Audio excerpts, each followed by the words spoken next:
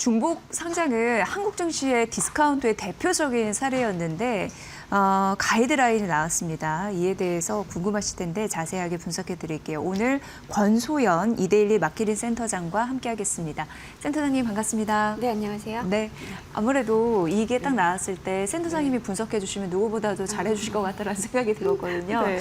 예, 중복 상장은 사실 어디서부터 어디까지를 말하는 건지 그거부터 좀 알려주시면 좋을 것 같아요. 네, 일단 사실 이제 지난주 이슈이긴 네. 했는데 뭐 원래도 이제 이번 정부 들어서 이제 한국의 디스카운트 요인을 좀 해소하겠다. 근데 그 해소하기 위한 그 디스카운트 요인 중에 하나가 이제 대표적으로 중복 상장이 꼽혔었잖아요. 네. 그래서 지난달 18일에 이재명 대통령 주재로 열린 간담회에서도 이제 금융위가 뭐 중복 상장을 원칙적으로 금지하겠다. 그러나 예외는 일부 허용하겠다라는 방향을 밝혔고요.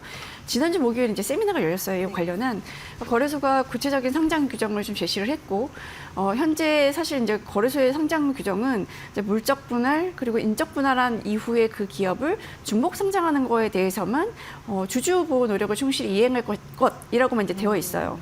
근데 이제는 이제 물적 분할, 인적 분할에서 설립한 회사뿐만 아니라 상장사가 이제 새로 인수하거나 신설한 회사를 상장하는 것까지 다 중복 상장의 범주 안에 넣어서 규제를 하겠다는 거고요. 이제 사실상 어찌 보면 이제 상장사의 모든 비상장 자회사를 이제 들여다보겠다라는 거거든요. 네. 근데 그날 이제 이어가는 국무위원장 축사 내용을 보니까 뭐 사실 이제 기업의 전문성을 높이고 성장 동력을 확보하기 위해서 중복 상장을 통해서 자금 조달에 나설 수도 있다. 네. 뭐 무조건 금지해야 될 것은 아니다. 라고 해서 이제 여지를 좀 열어놓긴 했어요. 근데 이제 뭘 이제 규제를 하겠냐라고 했을 때 기준으로는 전체 주주에게 공정하고 새로운 가치를 창출하는 상장인지 아니면 이 상장의 이익이 소수에게 집중되어 있는 이 비대칭적인 상장인지를 보겠다라고 했거든요. 네. 그래서 시장 해설 관습은 이제 원칙적으로 금지하는 건 다 알겠고 예외 조항을 어디에 둘 것이냐, 뭐 예외 조항이 무엇이냐라는 거 이제 관심이 쏠렸었는데 결론적으로는 이제 쭉 발표 내용을 좀 듣고 나서 생각을 해보니까 모회사 주주들이 동의했을 경우, 그러니까 이 중복 상장 그러니까 상장사회의 비상장 자회사를 상장할 때 모회사의 주주들이 시끄럽게 반대하거나 이러지만 않으면 된다. 네. 그러니까 모회사 주주들의 동의가 어느 정도 있을 때 그런 경우에는 예외를 허용해주겠다라는 게 이제 핵심이었던 것 같습니다. 네. 그렇다면 이제 거래소가 어떤 식으로 중복 상장에 대한 것을 뭐 심사하고 승인할 건지 이것도 참 궁금해지는데요. 그렇죠. 일단 네. 거래소는 질적 심사 기준에 중복 상장 특례를 마련하기로 했어요. 그러니까 중복 상장 심사 기준으로 이제 세 가지를 제시를 했는데 영업의 독립성, 그리고 경영의 독립성, 투자자 보호, 제시, 약간 이렇게 이제 세 가지를 제시를 하고 이 중에 하나라도 충족하지 못하면 상장 승인을 안 해주겠다라고 했습니다. 그러니까 우리가 영업 독립성이나 경영 독립성은 이제 딱 보이는 거잖아요. 이제 모회사와 자회사가 어느 정도 이제 영역이 겹치느냐, 뭐 의존도가 얼마나 되느냐, 그리고 네. 경영 독립성도 마찬가지로 지배구조를 딱 보면 나오는 건데 이제 사실 핵심은 투자자 보호 방안인 거죠. 그러니까 자회사 상장의 필요성과 자금 조달의 불가피성을 좀 따져보고 그 모회사가 기업 설명회라든가 뭐 주주 간담회라든가 뭐 설문조사 이런 것들을 통해서 주주들과 우리 이 자회사를 상장해야 됩니다라고 왜 상장해야 되는지에 대해서 충분히 소통을 했는지, 그리고 주주의 의견을 실제로 반영했는지를 이제 심사를 하겠다고 했고요. 그 모회사 일반 주주의 동의 여부를 이제 심사 항목에 명시적으로 포함을 하겠다고 했어요. 그러니까 이렇게 되면 이제 지배주주, 보통 우리가 소위 말하는 오너 일가의 단독적인 의사결정을 이제 원천적으로 배제를 하는 건데요.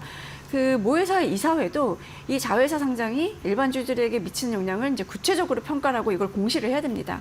그래서 만약에 이제 자회사가 상장을 했을 때 뭐 예상되는 디스카운트 효과라든가 뭐 배당 효과, 그리고 이제 지분 매각 효과, 뭐 일부 보유하고 있는 지분을 또 이제 구주 매출을 하기도 하잖아요. 네. 이런 거에 따른 효과, 이런 것들을 이제 일반 주주 관점에서 산출해서 이거를 이제 공시를 해야 되는 게 의무화가 된 거예요. 네. 그래서 이제 이 주주 영향 평가를 바탕으로 보호 방안을 마련해서 공시를 하고, 그리고 주주와의 소통을 거쳐서 이제 찬반 의견을 결정하고 공시하고 이걸 자회사에 통지를 해야 돼요. 그래서 일각에서는 이제 주주총회를 열어서 이 주주들이 이 자회사 상장에 대해서 찬성하는지 반대하는지 이런 것들 의견을 모아가지고 이제 결정하는 뭐 이런 방안도 좀 제시가 되긴 했는데, 그래서 어쨌든 이제 이 거래소 규정 개정안을 자우적이 마련하고 상반기 중에 개정 절차 완료해서 한 7월부터는 새로운 제도를 시행한다는 방침인데요. 뭐 사실 이제 여당 내에서도 이런 중복 상장에 대한 여러 가지 이제 법안이 좀 논의가 되고 있는데 뭐 예를 들어 중복 상장할 경우에 신주의 25%에서 70% 정도를 모회사 주주에게 의무적으로 배정한 내용 뭐 이런 것들이 담긴 자본시장법 개정안을 좀 논의 중이긴 합니다. 네. 그런데 그간 기업들은 왜 이렇게 쪼개기 상장에 열을 올렸던 건지 어떻게 보세요? 이게 어쨌든 네. 자금 조달을 하는 데 있어서 이것만큼 가성비가 좋은 방법이 없어요. 네네. 그러니까 한국은 사실 이제 오너 중심의 지배구조가 많잖아요. 우리나라의 이 재벌이란 단어가 사실은 우리나라에만 있는 단어인데 약간 이제 고유명사처럼 쓰이고 있어요. 한국의 이제 특이한 지배구조를 대변하는 이제 단어인 건데 그 예를 들어 이제 배터리라든가 바이오 사업처럼 대규모 투자 자금이 필요한 사업들이 있잖아요. 근데 이걸 하려면 이제 자금을 조달을 해야 되는데 뭐 예를 들어 유상증자를 해서 자회사에 자금을 이제 조달해 준다고 하면 그럼 기본적으로 지배주주의 지분이 낮아지기 때문에 네. 뭐 지분율 희석 효과가 있는 거고 그렇다고 이제 회사채를 발행하거나 은행에서 자금을 빌려서 조달하게 되면 부채 비율이 높아지잖아요. 그럼 재무제표의 이제 숫자들이 안 좋아지는 거거든요. 그러니까 이제 한 회사 중에 키워야 될 사업들이 있으면 이 특정 사업을 따로 떼어서 물적 분할한 후에 이걸 상장을 하면 오너 기업, 그러니까 지배주주의 지배력을 유지를 하면서 이제 자금도 확보할 수 있는 방법이 되는 거죠. 네. 그런데 이렇게 이제 쪼개서 상장하는 기업이 많아지면 이제 오너 입장에서는 지주사 지분을 일부를 갖고 있는 걸로 그룹 전체에 대한 지배력을 행사할 수가 있게 되는 겁니다. 그래서 모회사 설립한 후에 추가로 자본을 투입하지 않고도 이제 지배력을 계속 이제 확대할 수 있는 장점이 있는 건데 또 한편으로는 이제 오너가 뭐 상속이라든가 승계 이런 이슈들이 있어서 모회사 주가를 낮추고자 하는 이유들이 좀 있는 경우들이 있잖아요. 이럴 때는 뭐 중복 상장하면 주가가 떨어지니까 그러면 이제 기업 가치를 떨어뜨릴 수 있는 그 참에 아주 저렴한 비용으로 승계나 뭐 이런 것들 할 수 있는 뭐 이제 방법이기도 해서 뭐 이런 이유도 있는 것 같고요. 사실 과거에는 이런 중복 상장이 문제다라는 인식이 그렇게 크지는 않았기 때문에 네. 그보다 절차상으로 어렵지도 않았거든요. 그러니까 줄줄이 이런 방법들을 많이 써왔던 거죠. 네.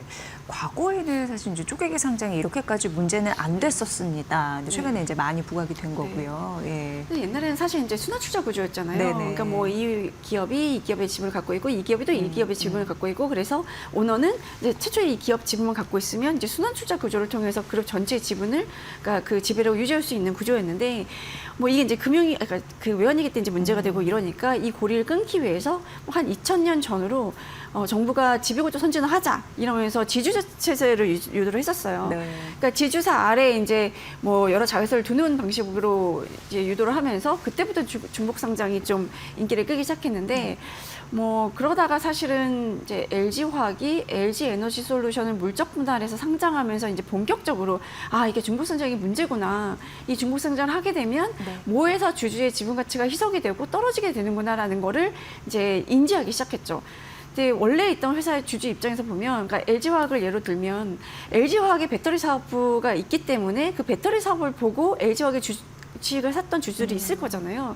그런데 배터리 사업부를 물적 분할해서 LG 에너지 솔루션을 설립하고 LG 엔솔을 상장하게 되면 LG화학 주주 입장에서는 아니 배터리 사업 성장성 보고 내가 LG화학을 산 건데 이걸 떼어 상장한다고 하니까 이제 불만이 폭발한 거죠. 그러니까 알짜 기업 떼어내서 새로 이제 상장을 하게 되면 남아있는 LG화학은 뭐지? 껍데기만 남는 건가? 이제 이런 식들이 있었고, 그때 이제 LG화학 주가가 급락하면서 이제, 이 정도면 이제 선을 넘었다라는 이제 인식이 좀 많아졌고요. 네. 그 뒤로도 뭐 예를 들어 카카오 같은 경우도 이제 중복상장의 대표적인 사례로 꼽히는데, 이제 카카오에 투자한 주주들은 이 플랫폼이라는 이 그 비즈니스 모델의 성장성을 보고 카카오에 투자를 한 건데, 플랫폼을 기반으로 하던 사업부들 중에 알짜 사업부들 줄줄이 이제 물적 분할해가지고 상장을 한 거죠. 네. 뭐 예를 들어 카카오 게임즈라든가 카카오페이, 뭐 카카오뱅크 이런 것들이 대표적인데 게다가 이제 상장 자회사에서 일부 임직원들이 이제 스톡옵션 매도해서 차익 실현하면서 이제 주가 떨어지고 이런 것들을 지켜본 주주들이 이건 정말 중복 상장은 안 되겠다라는 이제 여론이 좀 커졌고요.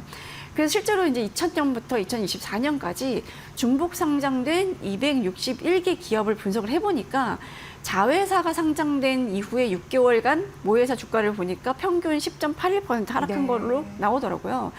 그러니까 이렇게 이제 중복상장 논란이 일기 시작하니까 이제 상장을 포기한 사례도 좀 나오기 시작했죠. 뭐 예를 들어 LG 이노베이션 같은 경우는 LG Move IPO 이제 열심히 추진하고 있다가 철회했고요. 뭐 LS 같은 경우도 이제 증손자 회사죠. L6 솔루션 상장 결국 접었습니다. 그때만 생각하면은 이제 막 분개해가지고 그런 게 좀 네, 생각이 맞아요. 나는데 센터장님 이게 사실 네. 우리나라만 이런 유독 그런 건지 다른 나라는 어떤지 요것도 좀 궁금해지더라고요. 사실은 네. 우리나라가 유독 네. 심한 편이긴 네. 합니다. 실제로 네. 보면 지난해 말 이제 상장사 간 지분 보유 시가총액 기준으로 중복 상장 비율을 보니까 이거는 이제 금융위원회 자료인데요. 보시는 것처럼 한국이 11.2%가 가장 높고요. 뭐 일본 4%대, 뭐 대만 2.7%, 중국 2.4% 이런데 미국은 0.05%예요. 굉장히 이제 거의 미미한 수준인 건데 사실 뭐 일본 같은 경우도 예전에 중복 상장 이슈가 좀 됐었기 때문에 뭐 여러 가지 규정과 제도를 손질을 했거든요. 그러니까 소액주주 보호, 그룹 경영 가이드라인 마련해가지고 이제 중복 상장 비율을 좀 많이 낮췄고요. 뭐 싱가포르 같은 경우는 자회사를 상장하는 거를 신청할 때는 중복성 심사를 반드시 통과를 해야 됩니다. 그리고 말레이시아 같은 경우도 모자 기업의 지배 관계를 이제 해소하거나 중단해야 이제 상장 신청을 할 수가 있거든요. 네. 사실 미국에서는 모회사의 자회사가 함께 상장된 경우가 되게 드문데 뭐 예를 들어 우리가 생각하는 알파벳 같은 경우 구글의 모회사인 알파벳 같은 경우는 뭐 그 아래 자회사들이 상장된 게 하나도 없잖아요. 네, 네, 네. 그 사실 구글의 자회사들이 굉장히 많은데 뭐 테슬라라든가 엔비디아, 애플, 아마존 이런 이제 빅테크 기업들도 계열사 분리해서 상장한 곳이 없어요. 근데 이제 미국 같은 경우는 이렇게 중복 상장을 규제하고 이런 제도 자체가 없는데 여기는 사실 이제 징벌적 손해배상 제도가 있잖아요. 그래서 중복 상장으로 인해서 기존 주주의 권리가 침해가 됐다라고 하면 징벌적 손해배상을 통해서 이제 만약에 승소를 하게 되면 기업이 여기에 대해서 막대한 배상을 책임져야 되거든요. 네. 그러니까 이제 스스로 자제를 하는 분위기가 이제 조성이 된 거죠. 네, 그러니까 중복 상장을 막으면 일단 부작용을 우려하는 사람들도 있던데 뭐 그런 부분은 그렇죠. 사실은 이제 기업이 자금 조달을 막고 네. 이제 투자자의 자금에서의 걸림돌이 된다라는 우려들도 사실은 있기는 해요. 네네네. 특히나 이제 벤처기업이라든가 혁신기업이 이제 건전한 사업 개편을 위해서 이제 상장을 하겠다. 뭐 이런 목적으로 이제 인수합병까지 하는 걸 막으면 이건 안 되지 않냐라는 얘기들이 좀 나오고 있는데 사실 중복 상장을 금지하면 이제 자금 조달은 모회사의 부담이 될 수 있잖아요. 그러니까 예를 들어 이제 뭐 LS 같은 경우도 이제 에식스 솔루션 상장이 막혔다. 근데 에식스 솔루션 같은 경우가 굉장히 지금 이제 시설이 노후화돼서 자금 조달이 많이 필요한 상황이거든요. 네.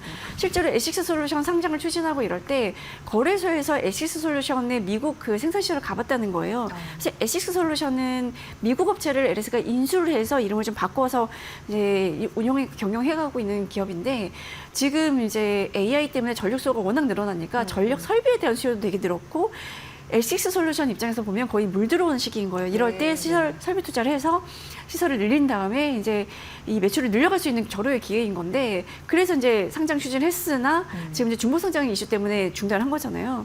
근데 이런 경우에는 이제 만약에 L6 솔루션 투자를 해야 되는데 이게 중복상장이 안 된다. 그러면 LS가 결국 유상증자해서 이제 자회사, 손자회사, 증손자회사에 자금을 투입할 수 있는 그럴 수밖에 없는 상황인 거예요. 그런데 중복상장 금지 같은 경우에는 이제 모회사 부담이 될 수밖에 없고 특히나 우리나라는 제조업 중심의 이제 네, 산업 구조이기 때문에 대규모 설비 투자가 필요한 경우들이 많거든요. 그렇게 되면 결국은 이제 상장에 의존할 수밖에 없는 건데 그런 이제 루트들이 막힐 수 있다라는 이제 우려가 좀 나오고 있고요. 네. 그리고 실제로 이제 사모펀드라든가 VC가 이제 자금을 투자하고 그 자금을 회수하는 경우가 우리나라는 사실 M&A 아니면 IPO 이제 두 개 중에 하나인데 절대적으로 IPO의 기준이 높았었어요. 그러니까 자회사, 그러니까 이게 상장을 했을 때 상장을 한 이후에 이제 자금을 회수하는 방안들이 대부분이었는데 이렇게 자회사 상장이 막히면 벤처에 대한 투자가 과연 이루어지겠냐라는 우려가 좀 생길 수밖에 없는 거죠. 네. 사실 보통 비상장사들 중에 자금이 필요한 것들은 사모펀드나 이제 VC들한테 이제 투자를 받으면서 언제까지 IPO를 하겠다라는 조건을 이제 설정하는 경우들이 많아요. 근데 만약에 이 기한을 지키지 못하면 받았던 금액을 거기에 이제 이자를 쳐서 돌려주거나, 그러니까 특히 이제 상환 수익률 보장을 하는 경우들이 많거든요. 네네. 그럼 이제 더 큰 자금 부담이 이루어지는 거고, 체제주주 같은 데들이 그 재무적 투자자들 지분을 다시 되사주거나 하는 조건들이 붙어 있는 경우들이 많아요. 그래서 만약에 투자주들이 자금 사정이 여의치 않아서 재무적 투자자들의 지분을 되사는 콜옵션을 만약에 포기한다 이러면 이 재무적 투자자들이 보유하고 있는 지분을 제3자한테 매각을 하는데 그때 대주주 지분도 같이 묶어서 네. 이제 매각할 수 있는 그런 조건, 우리가 이제 드래그 얼롱이라고 표현을 하는데 그런 조건들을 이제 넣어두는 경우들이 있어요. 그러면 아예 이제 경고권이 바뀌는 경우들이 또 생기는 거고. 네. 그래서 지금 이제 중고상장이 막힌 상황에서는 IPO 하는 대신 이제 프리 IPO로 자금을 일단 더 조달을 하거나 아니면 조인트 베스처를 설립하거나 지분 일부를 이제 매각해서 자금을 조달하는 경우들이 좀 많아지고 있는 추세입니다. 네. IPO 대여들이 해외 증시 상장으로 이렇게 눈을 돌릴 가능성 네. 이런 부분도 지적되던데요. 그렇죠. 예. 지금 이제 중고상장이 안 되면 예. 그래도 이제 자금 조달을 해야 되는데 앞에 제가 말씀드린 그런 방법도 여의치가 않다라고 하면 이제 해외로 돌릴 수밖에 없는 건데 뭐 대표적으로 지금 두나무라든가 네이버 파이낸셜 같은 데들이 포괄적 주식 교환을 진행 중이잖아요. 네. 이제 이 딜이 완료가 되면 두나무는 네이버 파이낸셜의 완전 자회사이자 네이버의 손자회사로 편입이 돼요. 근데 이것도 중복상장의 이제 기준에 걸리는 거잖아요. 그렇게 되면 지금 두나무는 이제 만약에 국내 증시에 상장을 하게 된다 그러면 그 모회사인 네이버 파이낸셜하고 같이 증시에 상장하는 방안을 추진을 해야 되는데 뭐 중복 상장이 안 된다고 하면 결국은 이제 국내 증시보다는 뭐 미국의 나스닥 뭐 이런 데를 가는 게 낫지 않겠냐라는 네네. 얘기가 좀 나올 수밖에 없고 뭐 이렇게 되면 이제 자회사 상장이 어려워질 경우에는 무조건 해외 증시부터 보자 이런 상황이 될 텐데 그렇게 되면 또 한 가지 걱정이 국내 자본시장의 경쟁력이 약화될 수 있다라는 거예요. 그러니까 상장사가 인수한 자회사까지 IPO가 제한이 되면 M&A 시장도 좀 위축될 수가 있고 이제 국내 증시 자체도 사실 몸집이 커져야 되는 거거든요. 네. 근데 지금 중복 상장에 걸렸던 데들이 보면 다 대부분 우리가 IPO 초대여, IPO 대여 그럼요. 이런 데로 예. 꼽혔던 곳들이에요. 예. 이런 데들이 이제 증시에 들어와야 공모주 이제 이 청약을 할 때도 기본적으로 개인 투자자들의 관심을 끌 수 있는 거고 들어왔을 때도 전체 시가총액이 이제 커지는 거니까 뭔가 이제 국내 자본시장이 좀 선전해질 수 있는 계기가 되는 건데 뭐 HG 현대그룹의 뭐 HG 현대로보틱스라든가 뭐 CJ그룹에서는 CJ 올리브영 이제 상장 추진을 했었고 SK그룹의 SK 에코플랜트 이런 데들이 지금 상장이 이제 중단이 되고 이러면 국내 증시를 운영하는 이제 거래소 입장에서 살짝 이제 걱정이 되는 거죠. 그쵸, 이제 거래소 입장에서 약간 딜레마인 것 같아요. 중국 상장이 이제 뭐 걸림돌 없이 이루어지면 이제 디스카운트 유인이 되고 그렇다고 이런 대여들의 상장을 막으면 이제 증시 발전에 조금 걸림돌이 되는 거라서 뭐 조금 이제 딜레마이긴 할 텐데 사실은 이제 중복 상장 자체가 문제라기보다는 결국은 이 기존의 주주들의 지분 가치가 떨어지냐, 지분 가치가 훼손되냐라는 게 문제인 거잖아요. 그러니까 만약에 이제 모회사 주주가 자회사로부터 이제 받는 배당이라든가 현금 흐름 이런 것들이 좀 안정적으로 이루어진다라는 구조를 갖추게 되면 그리고 이제 주주를 달랠 수 있는 여러 가지 이제 방안을 마련한다고 하면 주주들도 중복 상장을 무조건 막지는 않을 거거든요. 네네. 그러니까 기존에 지배주주 이제 일부 주변을 갖고 있는 오너, 소위 말하는 오너 기업 그 오너들의 이 특정 오너들의 지분 가치, 그러니까 이익을 위해서 움직일 게 아니라 기업들이 기본적으로 이제 전체 주주들의 이익이 뭐냐라는 걸 먼저 기준점으로 준다면 사실 중복 상장의 예외 조항에 허용될 수 있는 여러 가지 방안들을 좀 마련해 볼 수 있을 거라고 생각하고요. 그렇게 이제 중복 상장에 이제 여러 가지 이제 주주들의 이제 달래기 이런 것들을 좀 잘 마련해서 중복 상장한다면 그러면 이제 국내 증시에도 결국 플러스가 되지 않을까 하는 생각이 좀 듭니다. 네, 앞으로 우리가 생각해볼 그런 되게 중요한 지점이 있네요. 이렇게 해서 그 중복 상장 가이드라인에 대한 구체적인 틀 그리고 앞으로 우리가 생각해볼 과제 이런 부분까지 좀 쭉 들어봤습니다. 권소연 이데일리 마케팅 센터장의 분석이었습니다. 오늘도 유익했습니다. 고맙습니다, 센터장님. 네, 감사합니다. 네.